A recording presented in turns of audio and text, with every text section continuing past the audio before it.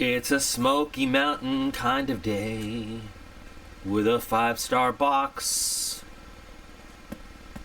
to send us on our way. There's a song for you. Okay, sorry. I'm not a lyrical genius, okay, like Kanye would have you believe he is. But we've got the Smoky Mountain box.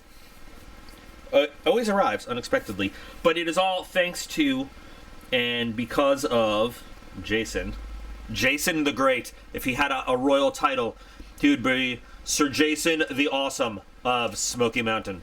So thank you, Jason, for providing this box for us to look at. I said these were only going to be collection pieces. You know what the thing that with orange G10 is? It already looks dirty. I have not even touched it except to take it out of the box. Orange and white G10, they look dirty. They get dirty quick. But we are going to use this limited edition Olight Drever from the Halloween, well, they don't call it that, the October sale, to open this box. And I'm going to hold it scalpel style. I'm just in a mood, guys, and I apologize for that.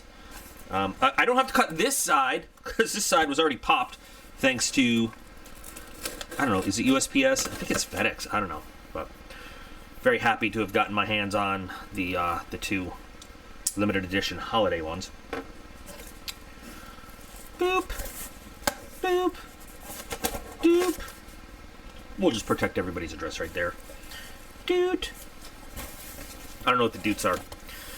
We've got the confidential packing list. We've got the stuffs. We've got the candies. So, Smoky Mountain. Bleh. We've got the bleh. So Smoky Mountain, guys, comes in 3 different styles for your Smoky Mountain pleasure. The GI, the officers. Oh, that's not bad. And, ooh, that's nice. And the General's box. And just like every other subscription of the type, one builds on the other. So since Jason gets the General's box, he gets everything else that comes in it. So we get to see everything. So I'm going to unpack this box, and we're going to start with the GI box and go all the way through. Okay, so in the box this month, we've got the Sasquatch sticker. Don't think I didn't notice that knife is in a very penile position, being all phallic and shit. We've got a total of 1, 2, 3, 4, 5, 6, 7, 8 items. That's actually a little bit more than they've been given, I think, lately.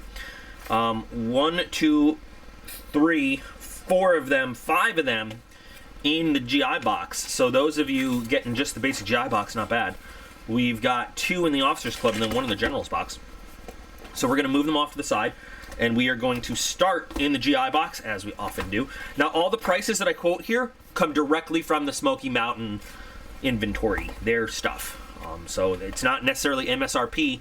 It is directly what Smoky Mountain would charge you in their store, in their catalog. We're starting with the Browning wood liner lock, and this is the Browning box. What an odd shaped box for a knife. I mean, okay. So let's see. Browning. Browning is Browning, of course, great, firearms company. They don't really, I don't, ooh, that's nice. So the tin, good tin. Tin you could do a lot with. I don't think they actually make their own knives. I think they just put their branding on stuff. But this is a notice. This doesn't say much. It gives you these graphical sharpening instructions, which is interesting. Oh, it does. Oh, no, it has words on the other side. How to sharpen your knife. Okay. Yeah, this is definitely a made in China. Oh, but it's a cool clip.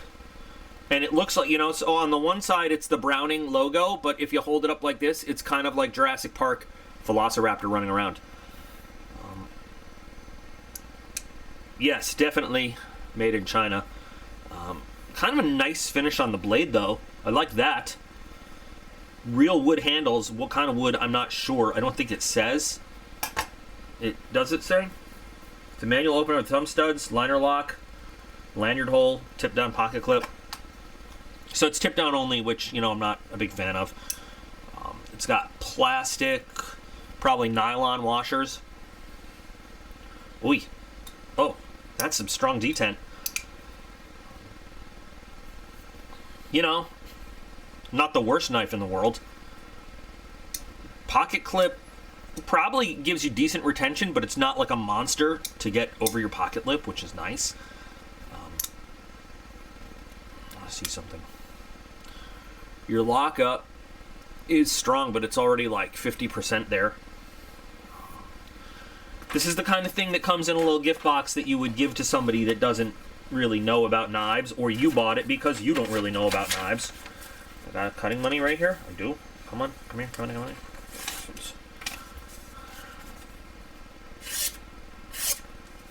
It's not bad. It's not bad at all, actually, for what I was suspecting or assuming of it. Oh, look at this little Joker-themed 550 cord. It's getting so low. I'm going to be moving on to a new cord soon. Let's see. Wow, I'm actually kind of impressed at the quality here of what we got. Yeah, I was talking some shit, but not bad. Let's see. Pull through. More effort than I like, but I mean, this is what do they charge us? $14.99, and I'm sure that this is, so they charge $14.99 probably because it's like a little, you know, nice package deal. I don't. This is not finished badly. I mean, cheap knife. I'm sure centering's a little bit off. Action is decent, no blade play, and you've got a sharp blade. Now, I don't have a lot of faith in whatever kind of steel this thing is for it to retain that sharpness, but the flip side of that is it's probably easy to put the blade back, the edge back on. This is a great candidate for one of a new video series I'm doing. Cheap knife remodeling. But anyway. Not bad.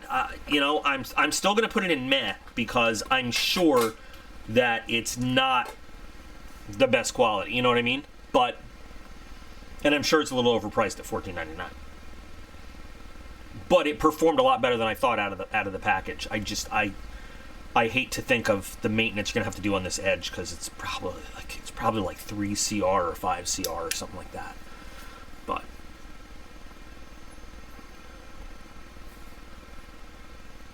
I hate the term starter knife. I would not say, somebody's going to say, well, it's a good starter knife. I wouldn't say that because if you're trying to get somebody into knives, you don't want to give them a crappy steel that's going to be a pain in the ass. That's going to, like, not, you want to start them off with something decent so they understand good edge properties and stuff. A little higher than some Chinese mystery steel. You know, at least what we know what it is. So I'm going to put this one in meh. It's not terrible. It's not terrible, but it's, you know, a little bit better. We want it to be a little bit better. So we're going to move on to the Marbles Imitation Tortoise Shell.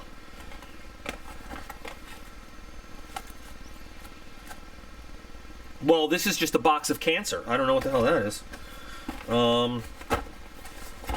Here's Marbles. Marbles Tortoise Shell. They charge you $6.99 for this. Oh, there's no measurements or anything on this one, but this one tells us 2-inch clip point blade. Weighs 1.44 ounces. It's a 440A stainless steel blade. So at least we know this blade's going to lose its edge when we look at it funny.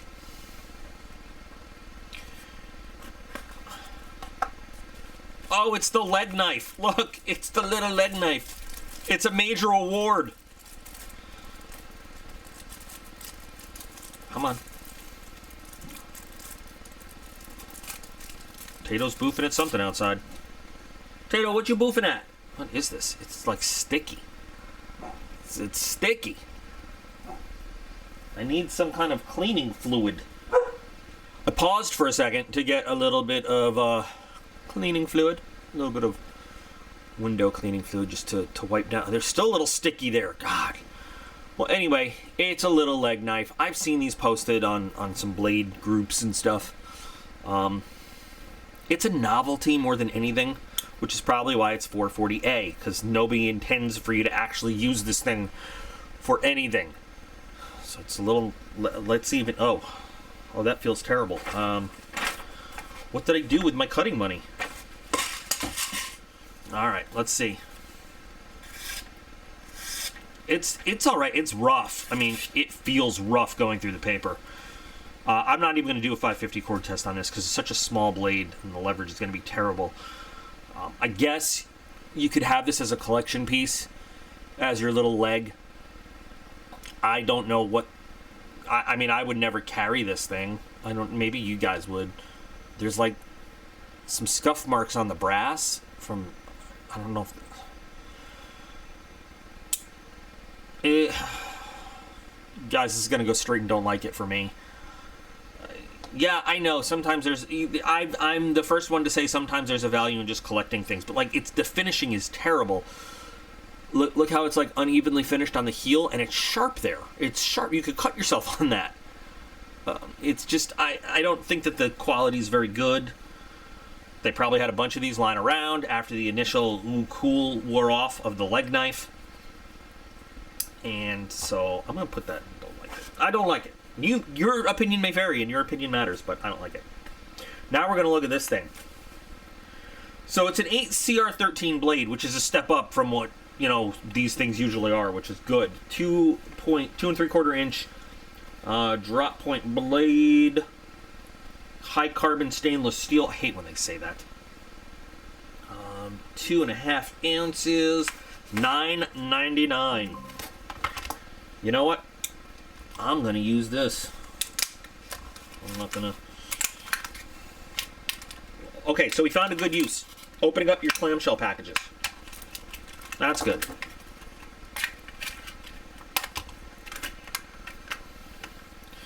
Glass-filled nylon handle. Plastic! It feels cheap knife. It just feels cheap knife. Nylon washers again in there.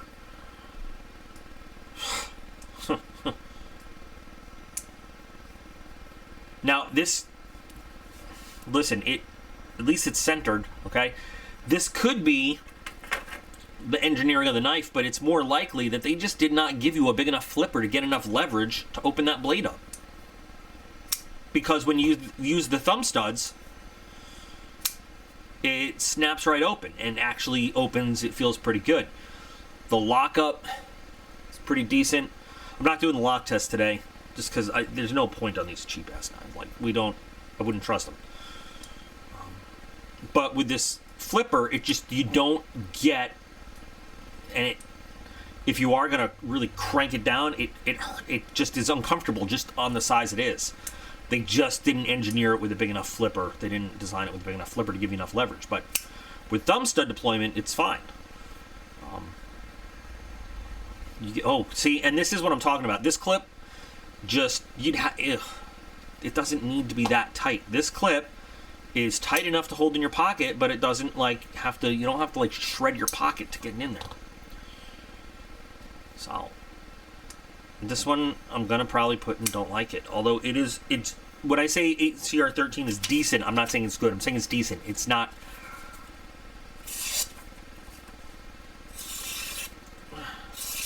Decent finishing on the edge. Decent is as far as I'm going to go with it. Not good. Decent. Now, I have some 8CR13 knives that are okay. I don't mind them, but let's see. Actually, that's pretty good finishing. And can we go boop? No, we can't. We can't really go boop. But let's do a little pull through on this guy. Let's see what we got. Not bad, actually. So,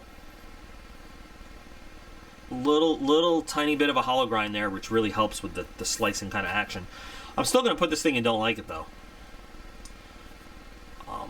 Once again, anything I feel like I can get at, like, O'Reilly or AutoZone, it's going to go in don't like it right away. What are they charging for that? $9.99? Yeah, no. So next we have the Canon Spanish toothpick, and I'm guessing it's this because it's the only thing that's not marked as something else. $5.99. A 4.125-inch stainless steel polish finish blade. Is that what it says? Yeah. Pack of wood. 2 ounces, but it doesn't say where it's, like, what it's, I don't know, it's $5.99. It really doesn't. Is there a brand on it or anything? No. Oh, it's got some nice file work on it.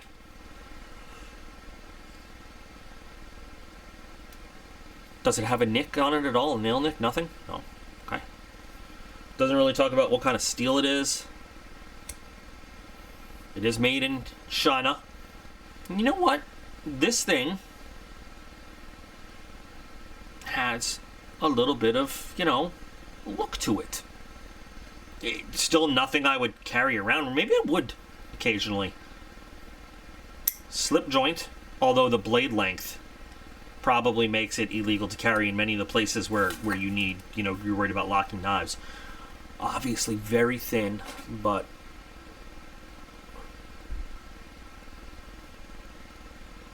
and a nice finish on the blade too.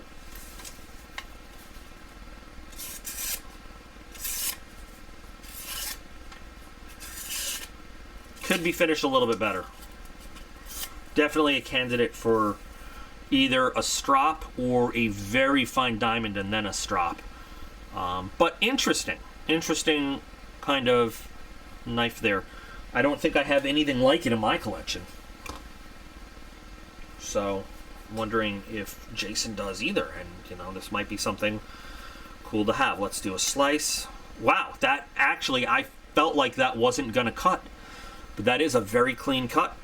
I really felt like it wasn't cutting. This, I don't think you have enough blade mass to, you just don't. All right. And the pull through I'm very curious about too, because again, not a lot of blade mass to work with there. Let's see. I'm actually a little, no, I'm afraid of like damaging this because it's so thin. But the slice was great. The slice went right through. And it doesn't feel, what did they say the weight on this is? They say this weighs 4.8 ounces. I guess I do kind of feel it when I compare it to something. I don't feel, you don't feel the weight on this thing. For $5.99, I might get myself one of these. It's an interesting kind of thing. Letter opener, if nothing else. I like this. I actually like this. I have no idea what kind of steel it is. I'm sure it's not that good a steel. I'm sure it's not. But it's the most reasonably priced thing we've got so far for what you're getting. And I can get down with this. Yeah. So this one's gonna go and I like it. This is in the I like it pile. Yay, I'm glad we have one. We've got two not like it, don't like it. A meh and a like it. And we've got one more benchmark. People, I mean, I even used to confuse benchmark and benchmade. Quick liner lock. So we got 3.125 inch stainless steel drop point. It's a satin finish manual flipper. Black G10 handles, okay. Tip up, 4.8 ounces. Oh, I'm sorry, this is a 2 ounce. Now, I was reading the 4.8 ounces on this. Okay, that's why it doesn't feel like the weight is there at all.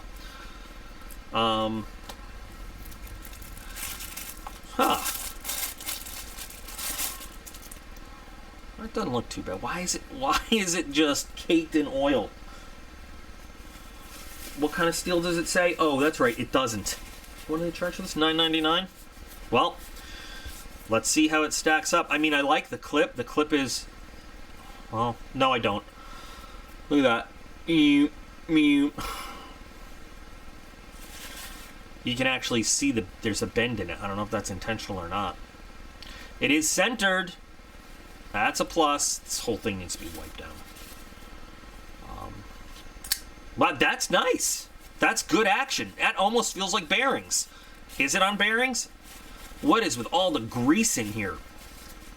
I mean, it is greasy and oily like nothing. That is a nice looking blade.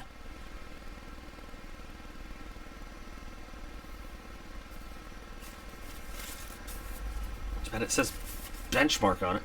No, that's that blade might need a little bit of work. I don't know. That's not a bad looking knife. They did a little bit of work on the G10 to make it not just a plain slab of G10. Okay, I appreciate that. You've got barrel spacers with a flow-through design. They did not skelettonize the liners at all. Okay, so you could have saved a little weight there for a little production, but you didn't. You didn't. Okay, this thing for the, that's not too bad actually. I guess you can get that, over your pocket. I feel like this is on some bearings. Not the greatest bearings, but that is a nice action. Good jimping up there. Not a bad knife for $9.99, although I say that without having ever used this blade. There's like oil spots in the box. That feels good. That feels very good. Interesting shape on the handle. It's not uncomfortable. It's not uncomfortable. It feels a little odd in your hand at first, but it's not uncomfortable. Let's get the 550 out. Where's the end? There's the end. There's our cutting stuff end. All right, you know what? Let's do this first. Not bad. Could have a winner here. Let's do a slicey dicey. No, we don't say that name. That was good. That was good. And a pull through. Straight up pull through. Nice. Did not feel a lot of resistance. This is, you know what, for a $9.99. Now, I'm sure the steel is not great. I'm sure the steel is going to require maintenance. Lockup is decent. This might be like a little hidden low-cost EDC gem for $9.99. Oh, okay. See, there's a couple screws, if you can see them, in there, reverse fixed through the liner that hold the clip on. That's kind of cool. This is a great one I might have to pick up for my, my cheap knife remodel series, because this looks cool. Yeah. And you know what? It's tipped down, which I appreciate. So there's, there are these very hard 90-degree edges here, which I don't know if they intended that. Like, normally 90-degree edges are great if you're going to try to spark a ferro rod. If you're not, they don't need to be there, and they just feel a little rough, but I could like this one. For $9.99, I think this is a decent knife. Again, questions about the steel and the edge holding up over time, over any time at all, but for a light, kind of small, for a small EDC, not bad. I'm going to put it in like it. There we go, and that's the end of the GI box. So at the end of the GI box, we've got these two guys floating in Don't Like It Land. Screw you and your hippie space station. We've got this guy in meh. Again, questions about the steel, and a little bit about, some of the general construction stuff. But then we've got two very interesting knives going in like it. Oh yeah, a little bit about this was price as well. But for the price, for the money, and what you're getting, not bad. Not bad. I like it. So we're going to venture out of the GI box and into the Officers Club box with our first thing, which is the Gerber Suspension NXT Multi-Tool. I think I have one of these in my multi-tool drawer. I do have one of these. Yes, I do. And I think I did like it. I didn't like it as much as other ones I had. Is this also oily? So, wow, this clip is a little bit loose. It's a 15-in-1. Oh, that's right, and it's got spring-loaded jaws, which I like. Something that I've said on my channel over and over is that I'm not a big fan of Gerber knives. For the most part, that's a generalized statement. But I like Gerber multi-tools. My very first multi-tool was a Gerber. Is it over here? It's not. I've showed it to you many times. It was issued to me in the Army way back when. They never asked for it back, so I didn't give it to them back. It was a... I don't know where it is, but it has held up all these years, and we're talking decades. This guy has locking tools, which is cool. Oh no, this is a lanyard hole right here, this thing. But one of the drawbacks here is that it's got wire cutters. It's got cutters on the pliers here, but they are forged in there. They're this is, a lot of good ones have replaceable cutting edges. This doesn't. So once this, and like, you know, a lot of them, it's not, a lot of them have the ones that are just sort of built in. But so like once you get a problem in there, you're just stuck with it. I hate when they say that needle nose pliers and conventional pliers are two separate tools. This is one tool. This is it. You can call the cutters a separate tool if you want, but they do that a lot. Needle nose pliers and conventional flat head pliers, two tools.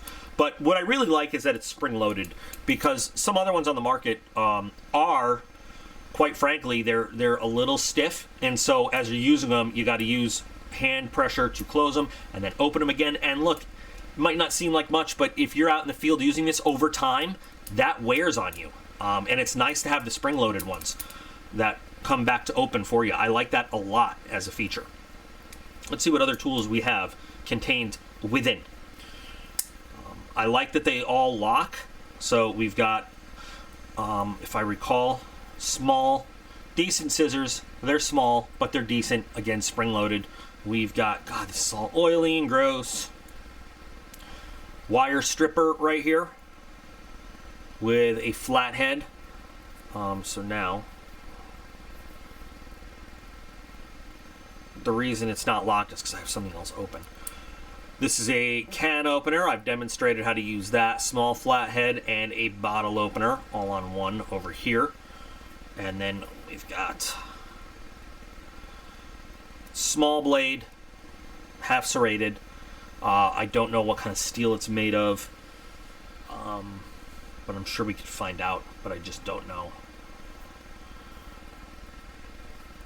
Thank you for your service. You can close now. Then we've got the Phillips head, and then we've got another little blade right here, which you can also use as an awl, as a punch. And then we've got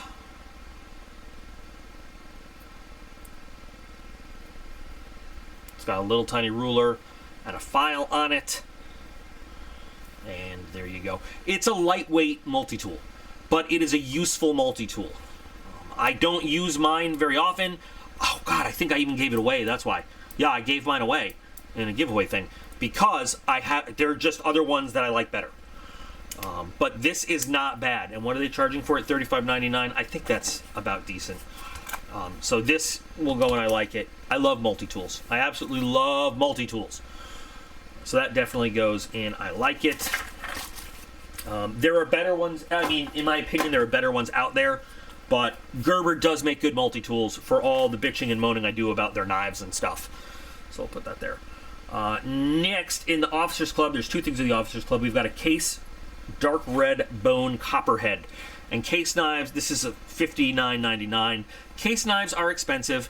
Now, there's been some talk lately about Case's modern day production not measuring up to what they used to be, and their collectability not being what they used to be. I don't know. I still see Case knives selling for a pretty good amount on the secondary market. But, that's pretty nice with the inlay there.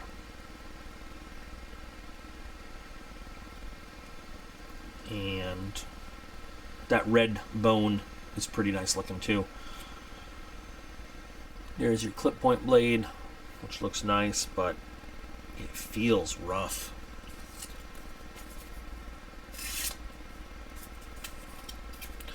Yeah, it's rough. You need to strop this. And in fact, you definitely need to run this on a little diamond. Wow, this is getting fingerprints like crazy. Oh, making me crazy. I'm gonna, you know what? Let's 550 it. Let's see what happens.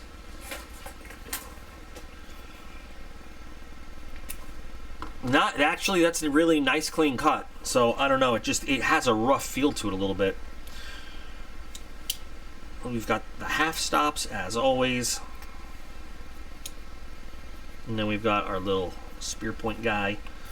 Let's see how he does.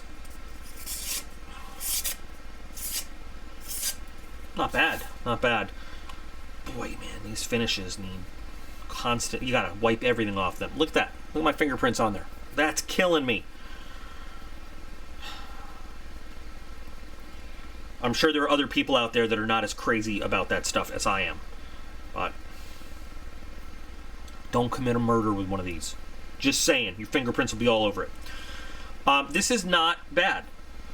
How many times have I take that back. How many times have I said not bad in this video so far?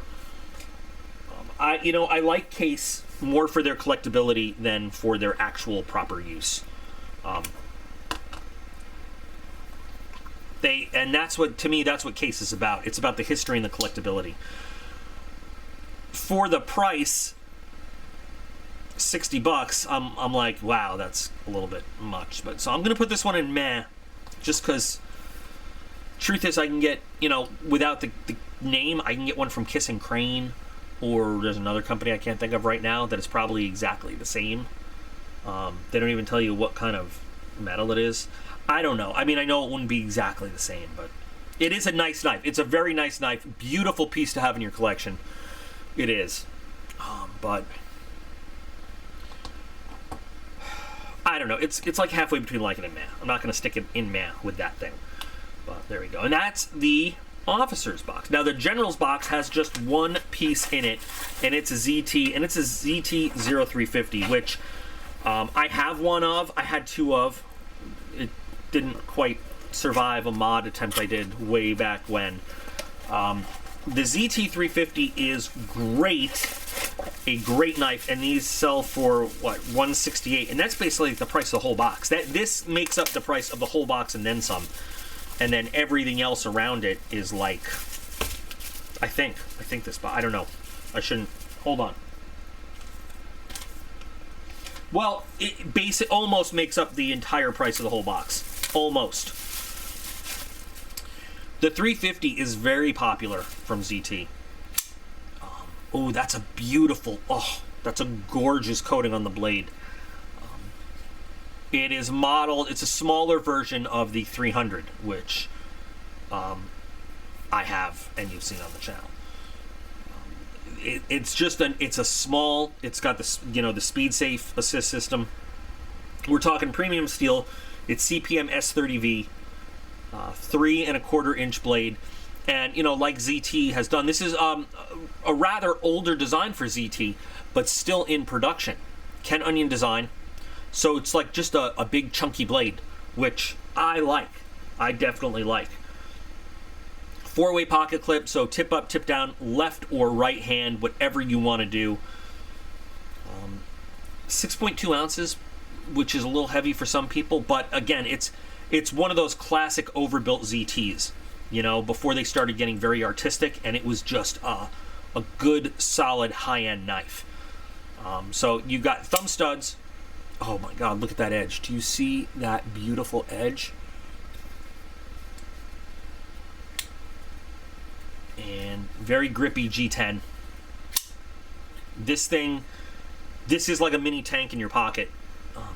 It's not huge like some of the other ZTs. Like, this was made to be, like now Benchmade's big thing is making mini versions of all their other stuff. The ZT-300 was a beast, is a beast, it still is.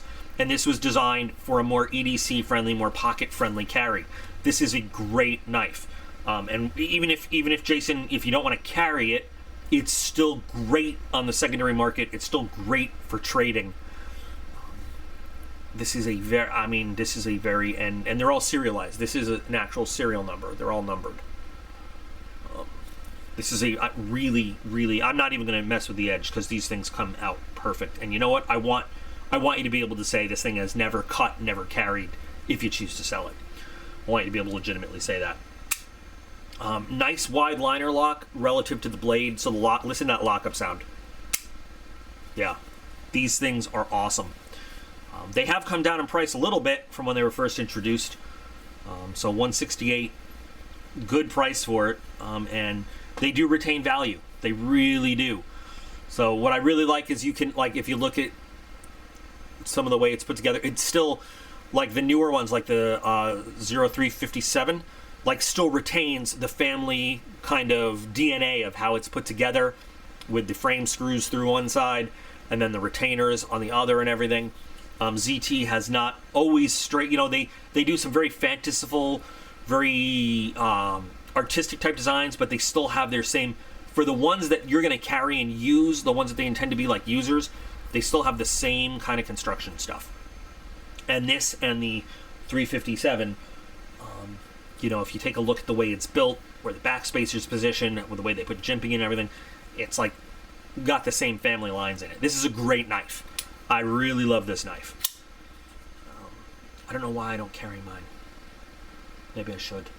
Perhaps I should. Very nice. Very nice. You know, a little uncomfortable because you got these hard edges around. They're chamfered a little bit. They're round, not really chamfered, but rounded a little bit.